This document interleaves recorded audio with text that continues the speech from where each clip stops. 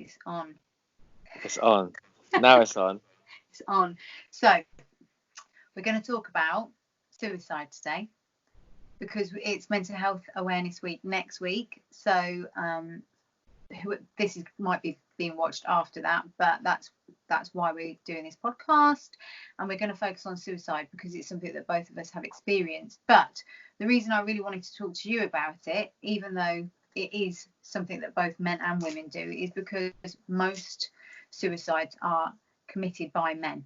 I don't like the word committed, but most take their own life. Yeah, so they take their own life. It's just language, and that's a funny thing, isn't it? The language we repeat, it shows how much that goes on, that we say things that we don't even really want to say. But anyway, most suicides are men taking their lives. So I wanted to talk to you because you've got that experience about attempted suicide or suicidal thoughts. Would you say it was an attempted suicide or a suicidal thought that became like a self-harm thing? It kind of like become a little bit obsessive, really. When I was like getting drunk, it was always like really same behavior of, right, when I get drunk, I feel very alone, very depressed, and I was obsessed with the Equalizer, the movie. Right. And when Denzel pushes a corkscrew into someone's throat here, I was always trying to do that when I was drunk or whatever it might be, or I'd have a knife around my throat, or I'd have a knife around like my wrist, and then I always have blackouts. Obviously, some people might not be familiar with blackouts, but in other words, when you're drunk and you then pass out and you don't have any recollection of what's happening. So from that point of view, that's what I was obsessed with, and I'd pass out on my kitchen floor. My wife I'd wake up the next morning, she'd be crying still, and she'd be like, you don't even remember what happened last night and things. So it was always, that was ongoing for a period of time, and I just didn't really want to be around anymore. But it was kind of like I was doing it, but then a part of me, a little bit of percentage, didn't want to die because I want to be there for my kids, but then the other part of me thought, fuck it, I don't want to be, I just want to be done with everything. So it sounds like, because it was when, and I'm glad you brought that point up, because there's different levels of trying to take your own life or trying to hurt yourself, or suicide ideation as well. So suicide ideation is where you fantasize about suicide, not because you want to die, but because you want something to stop. And so unfortunately, a lot of people that have suicide ideations act out and self-harm and accidentally go too far without really thinking about the consequences. And those that do that are often doing it when they are in pain and drinking, and they're not necessarily feeling like they want to die every day. And then of course there's those that don't actually think about suicide too much and do it as a very impulsive thing. So would you say that you were thinking of it because you wanted the pain to stop? Yeah, I was feeling like shit every day, really, but then I kind of flipped that around, because when I was fed up with feeling like shit at one point, I was like really depressed and negative. I was thinking, right, the easy way out is for me to just do it and take my own life and everyone be happy without me. But then when I then use it as a positive, thinking, right, I'm fed up about feeling like crap today, how am I going to switch that around to make me feel positive and help others on a day-to-day basis? So that's why I kind of checked into rehab, because I was fed up of feeling like shit. I was fed up of thinking about drink. I knew it wasn't good for me, and I just wanted to spin my life around for a more positive way, really. So let's just clarify that then. So if you hadn't have been drinking, do you think you would have had those suicide kind of ideations? Yeah, I did anyway. It was not, I didn't need a drink to feel that way. There was many times when I would be sober in a day,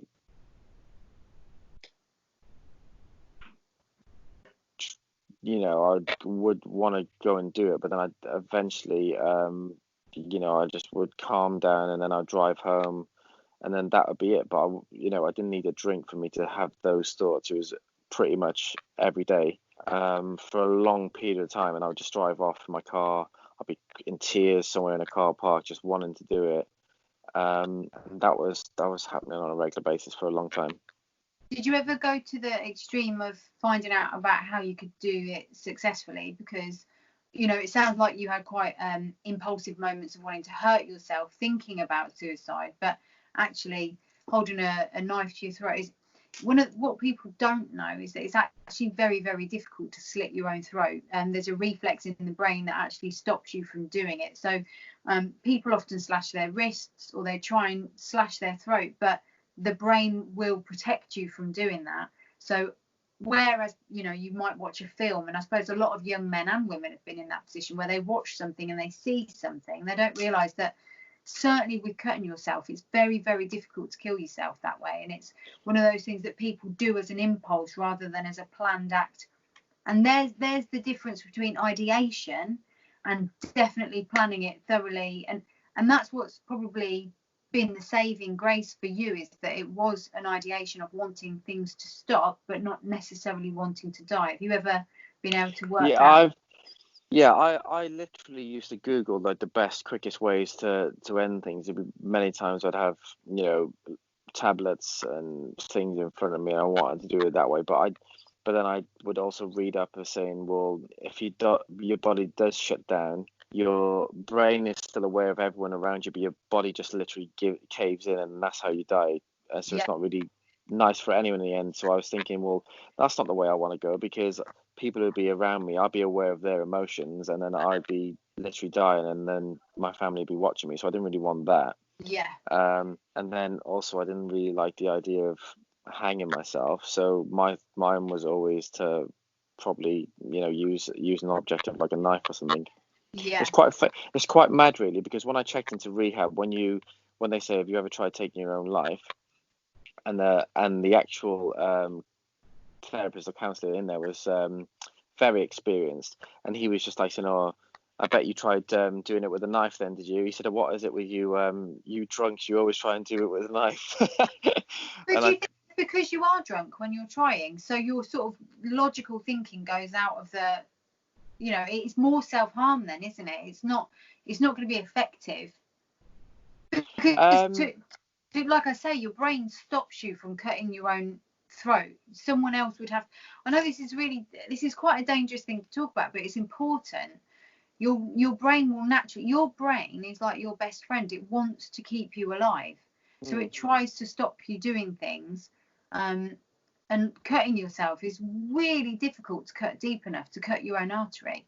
So yeah, I think when someone's drunk, they do lose that logical thought process, and it does then become like a repetitive behavior, which in itself can become addictive. Because if we think about it, what did you get out of it? You probably got yeah, something positive. I think, you know, I think a lot of people who take their own lives, it's a cry for help because they Yeah, want the help, and I feel like they've then done it, and then it's too late. But I don't think that. I think a lot of people who do that really want to get stopped and get help and caught in that act. But unfortunately, for a lot of people, it is too late. yeah, When I was checking into rehab, going back to that, there was also supposed to be another alcoholic coming into the rehab, but he didn't make it through the door because he cut himself the night before, and he was in a hospital, I think, for 5 6 months maybe. He completely just ruined his voice box. He had to like yeah, train his voice box back up. yeah, He just cut himself so deep. yeah, And that's what you mentioned before on another call, is that we had is a lot of people who try and take their own lives and are not successful in their mind of being successful, they come out with worse injuries, and, you know, not a nice way of living after that yeah. then. And that's why I think this sort of subject and talking about it so openly is so important, because there might be an 18-year-old young lad watching this thinking, I want to kill myself.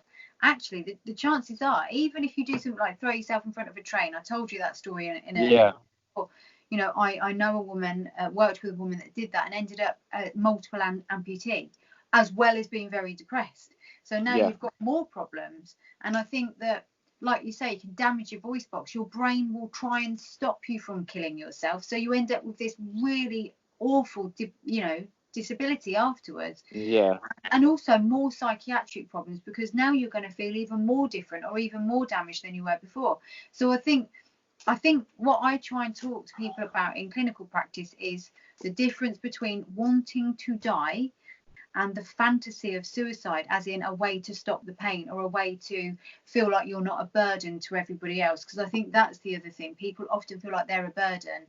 and they don't want to be a burden. So how do I stop being a burden? I just take myself out of the equation. It doesn't mean they want their life to end. I mean, life is magical and wonderful and beautiful. There's so many amazing things to live for. Even if it's just, I put something on Instagram today actually, which was just focus on one thing, just one thing that you can be happy about. For me, that would always be, I love to laugh. So no matter what, I always try and surround myself with people that make me laugh. I think I laugh at everything, so it's not too difficult to find. But if that's the only thing that I can focus on in a day, then that's fine.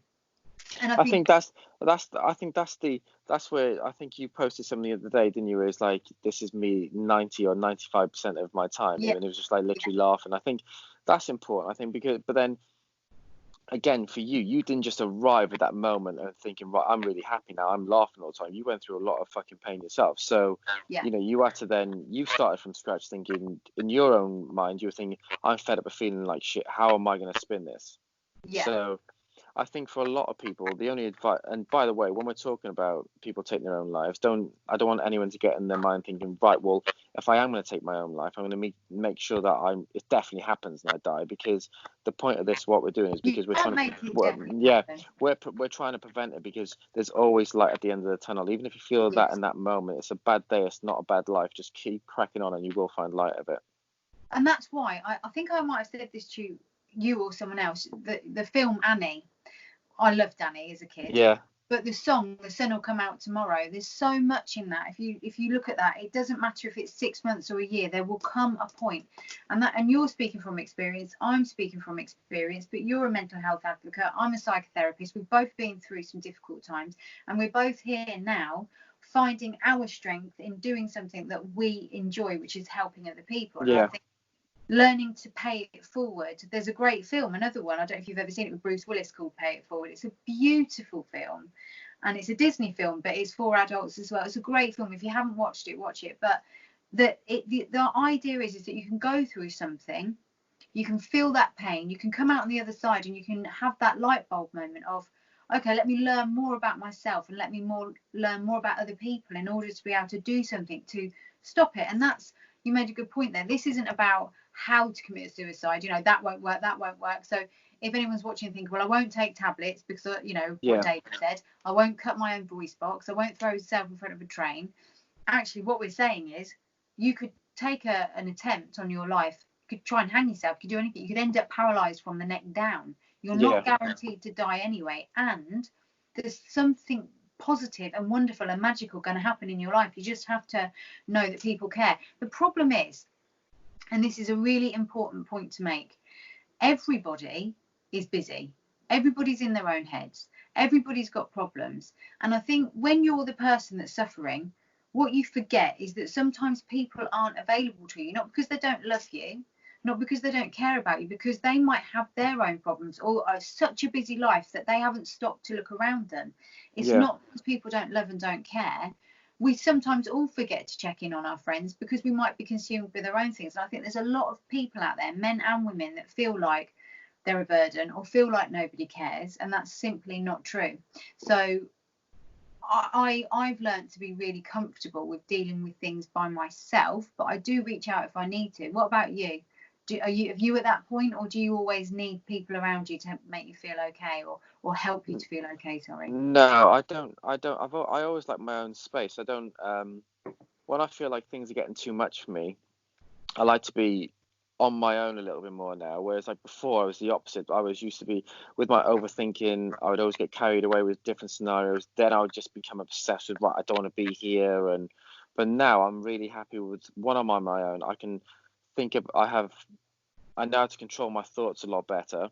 And if I am feeling low, then I have good people around me. Like if I was ever feeling low, I'm very fortunate that I work with you. I can message you and you obviously give me advice. My trusted friend in my AA, what's the right word for it? I wouldn't say AA facility, just like my friend from the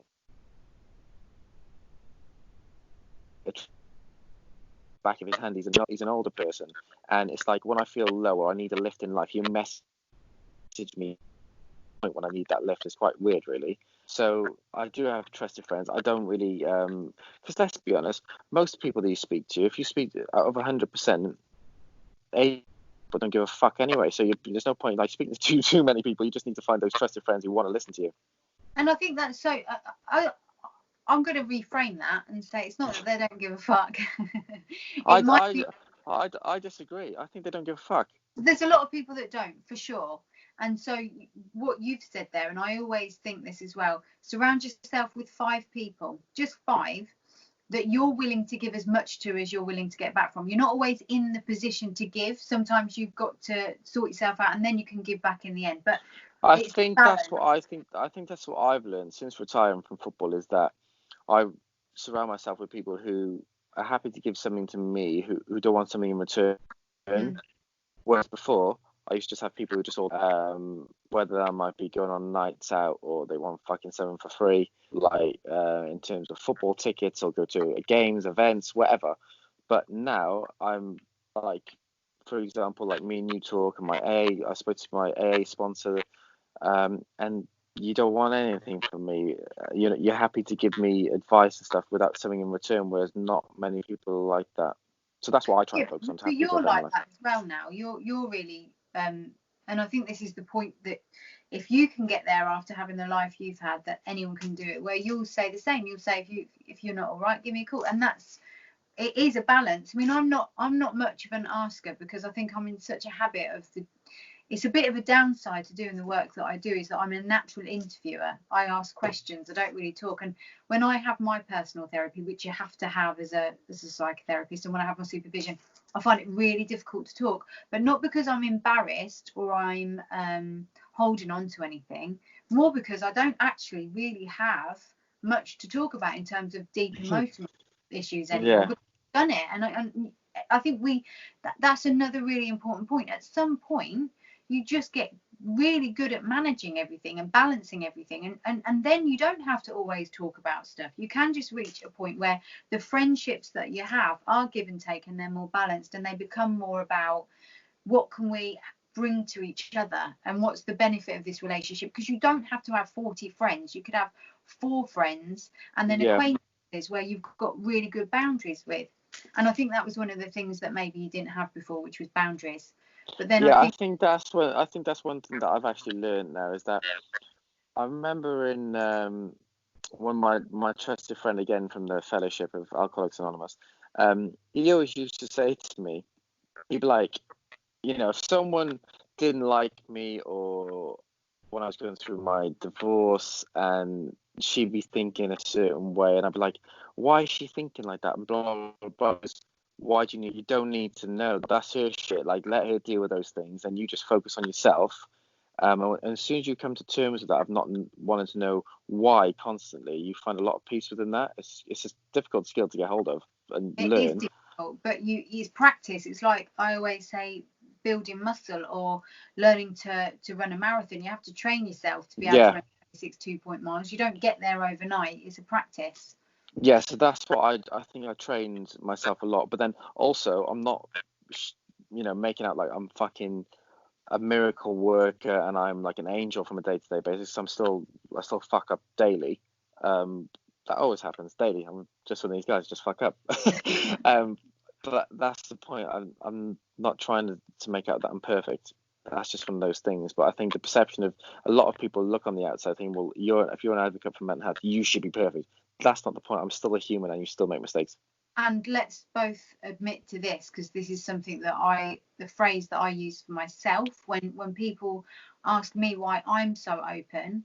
And I think this is a good phrase for you as well, and for anybody out there that wants to go into helping other people, is the wounded healer. There's a lot of power in being a wounded healer, in the sense that you've really felt that pain and you can really empathize with somebody else's. And if you're someone that still makes mistakes, and everybody makes mistakes, not just you, not just me, but everybody, then you can always understand somebody else on a much, much deeper level. So perfection doesn't exist, it's a perception. And I think there's a lot of power in the wounded healer, and I think that's why so many people that have been through something want to help others, because they can really relate and really connect as well, and that's important. And with all of this being said, it doesn't go without saying that we do have lots of mental health resources. We've got the online course, and we've got the kids anxiety workbooks. And also, I've got to get this out here because it's really important, is that if people subscribe, as you know, they'll get lots of free bits, including hopefully a few of these little chats that might just inspire somebody to think differently, whether it's about suicide or addiction or recovery from abuse or whatever it is that people go through. I think it's important that we do something like this to. Yeah, I think the obviously the kids part of it is so important, because I think a lot of kids get brought up a certain way, and that's obviously materialised into bigger things with their mental health when they get to a certain age and older. Um, and so that comes from obviously your upbringing as well. And I think they don't know how to deal with it. They can't go to their parents to ask for advice, because they're the ones who's caused it themselves. And so with these courses, they can just kind of then focus on what they're trying to achieve, because as you mentioned before, is that it's really not they don't need a parent there, do they really? It's like quite, taken back from like the adults courses. So I think that's really important, that they can have their own self-help themselves. For the And older, for the older ones, they obviously, with the older ones, they do need so they need so there's one that's 6 to 11. They need a little bit of help, whether it's a yeah, caregiver or a parent or an older sibling even. The ones that are 11 up, they can probably do most of it on their own. They might need to ask a few questions, because some of it they might not understand. But I tell you what would be really good if you could get, because you've got is he 12? yeah, I'm going to get him to do it. He needs to start Yeah. doing these things. So I'm definitely going to get him to do it. I told him last week, actually, they're coming out, and he's all for stuff like that. Yeah, it'd be good for him. I mean, even if he doesn't do it thoroughly all in one go, there'll be bits in there that he can read and he can do. I'm going to quiz him as well. Yeah, ask him questions to see if he's actually done it. But I'm going to get mine to do it as well and share it with their friends. And I just want people to understand that, even, do you know what? I wrote it in mind for adults that have never had anxiety, that probably don't know what it feels like for their kids to have it. Yeah. They don't suffer with it regularly. They might even learn something from it, because it is quite simple to understand. It's really easy to go through. It's good for the parents as well, or for the caregivers that don't have that understanding of what anxiety actually is. So it's I think that's it's really important, because they find out obviously what anxiety is. They also find out how their child is suffering, they're learning more about their child, and how they can maybe help them on a day-to-day basis with even like the way they're talking to them or any other way. So it fits really well. It does. Well, thank you for talking about your suicide ideations, feelings. And I think with that as well, it was getting to a point. My ex-wife, I was in a relationship with her, and every time I used to go out, I'd maybe be with her brother, or because he was a plasterer. He would it was getting to the point, he used to just come around the house every following day and just fill the holes up naturally himself, because he knew that I was what I was doing. Go home, smash my house, and it was getting to the point where I was so bad that he would just do it anyway.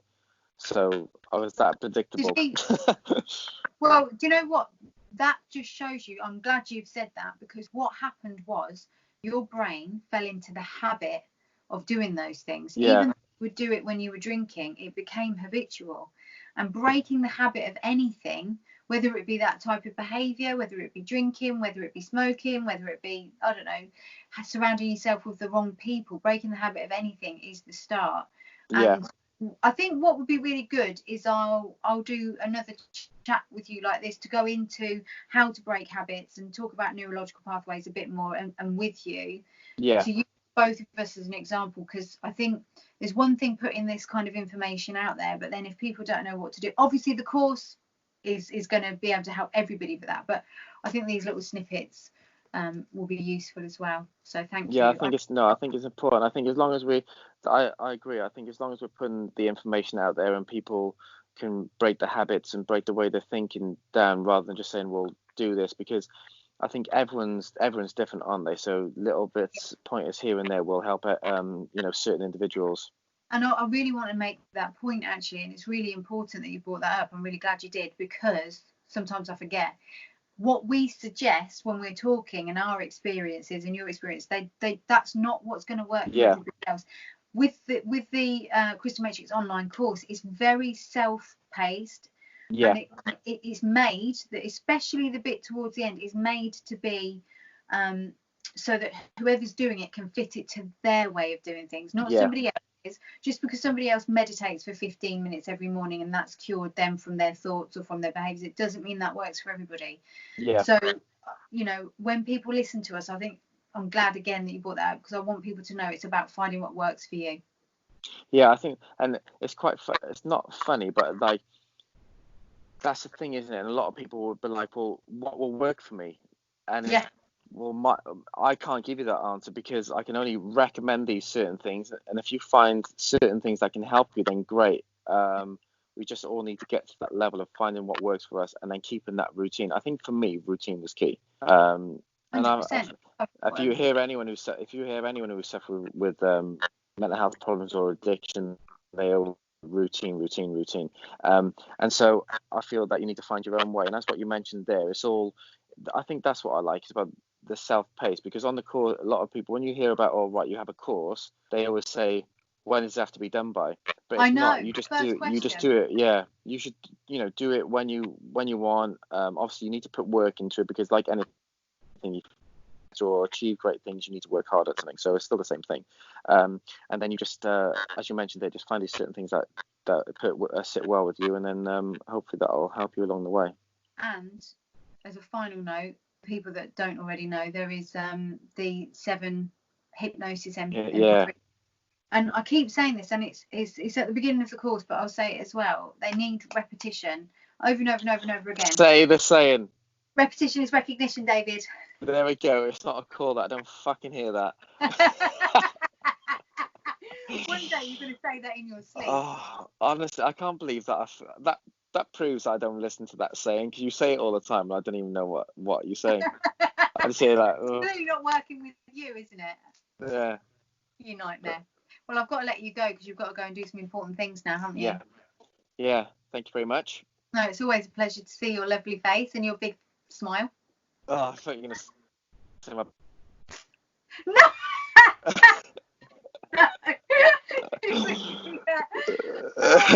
Right. All right, then we'll keep these calls going. We'll get a few snippets out to help as many people as possible, as always. Yes, we will. All right. Have a delightful Sunday. And you. Lots of love. Take care.